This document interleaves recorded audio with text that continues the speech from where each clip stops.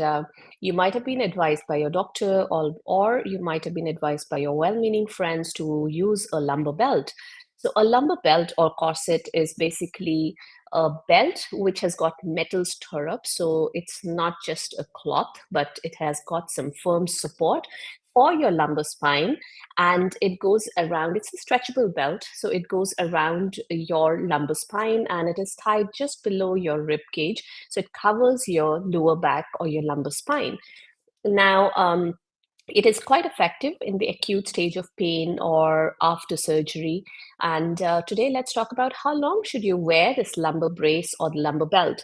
Now, before we get into the topic for today, for those of you who don't know me, my name is Swati. I'm an executive mom power coach. I help moms of younger kids who work in high stress executive jobs to manage their spinal, that is, back and neck, and joint pain. And I do this by giving you some simple solutions, easy lifestyle changes, tips, tricks, hacks, etc. And I also talk about some non toxic natural products that have helped me in my own spinal and joint pain journey. I do all this without taking away a big chunk of your time because, hey, we are moms, we're busy people, right? So, without taking away more of your time, let's get into the topic for today, which is how long should you wear your lumbar belt for? Now, um, this video is do not take the advice if you have been recommended about when and how long to wear a lumbar belt after surgery. So this is for non-surgical or lower back pain, people with lower back pain. So if your doctor has advised you otherwise, please follow your doctor's advice. All right. So what happens, why do you actually need a lumbar belt? Let's first look at that, and then we'll go into how and how long should you wear a lumbar belt for. So when you have acute pain or sharp pain in your back, or for that matter long-standing chronic pain, what happens is your muscles in the back go into spasm. So basically your muscles go in this tight state, and they are not able to hold your lumbar spine in a very stable position, right? So the muscle spasm itself will cause pain. So the pain has caused spasm, and the spasm itself is causing pain in your back.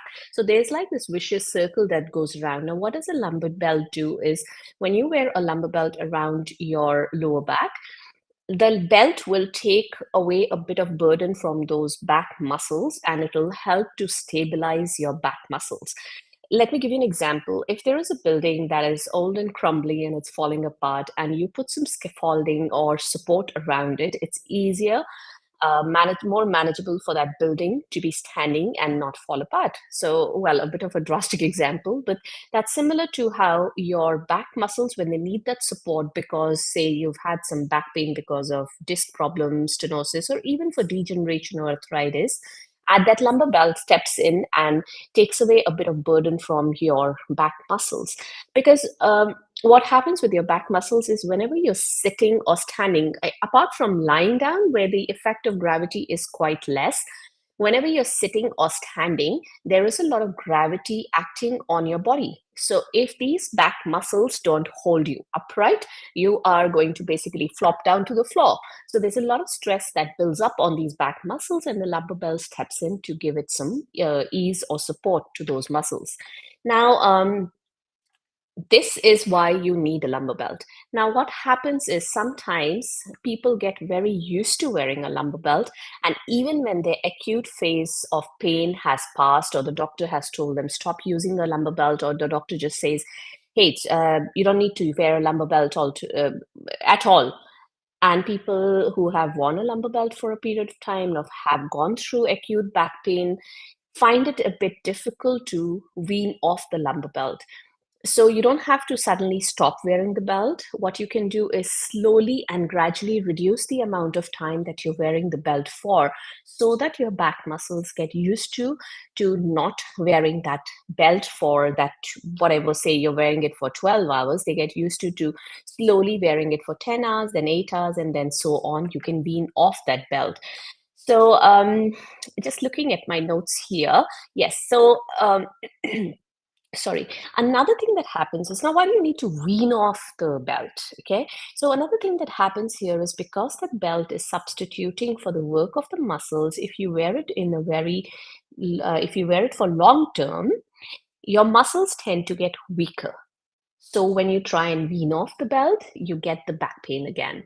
So again, this is a vicious cycle that goes on. You're trying to wean off, but the muscles are not strong enough. And then again, you get pain. Again, you wear the belt. Again, the muscles are weak. So the way to break off the cycle is start to also strengthen your back muscles. Do some core strengthening, that is for the deeper muscles. If you want to know more about what are core muscles, they are different from your back muscles that you see on the surface of your back. And these are more stabilizer muscles. They stabilize your lumbar spine, whereas the muscles that you see on the surface of your back are the ones that create the movement in the lumbar spine. For example, bending forwards, sideways, backwards, etc.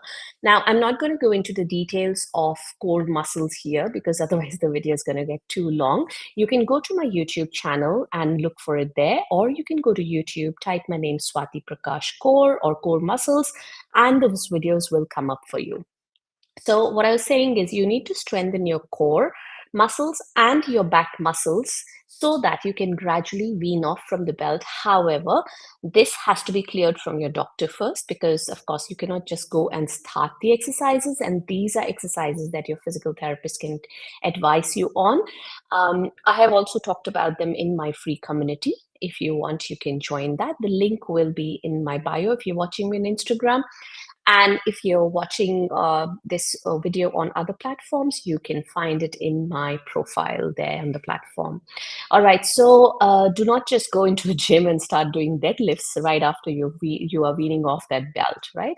So you start with gradual therapy, kind of physiotherapy or physical therapy kind of exercises is what I'm saying. So yeah, so basically a lumbar belt, yes, you should wear it for as long as your doctor has told you. However, you should try and wean off once your pain is reduced. However, bear one thing in mind when you're traveling, when you know you're going to go on, say you're going on an off-road journey where you know there's going to be a lot of, it's going to be a bumpy ride for you, or if you're, say, traveling on a long flight, um, in such on such occasions, I would say keep the lumbar belt in handy in your hand baggage or in your handbag, so that if you feel the need for it and your back is still weak, you can still use your lumbar belt. So it is very subjective. You need to know when and where you get back pain. So slowly wean off the lumbar belt, especially if your doctor has asked you to do that.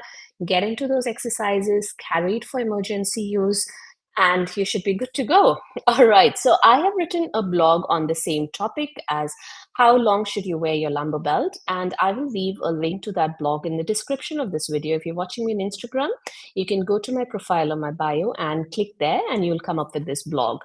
Alrighty, if you have any questions, any comments for me on this topic, do let me know and I'll address them.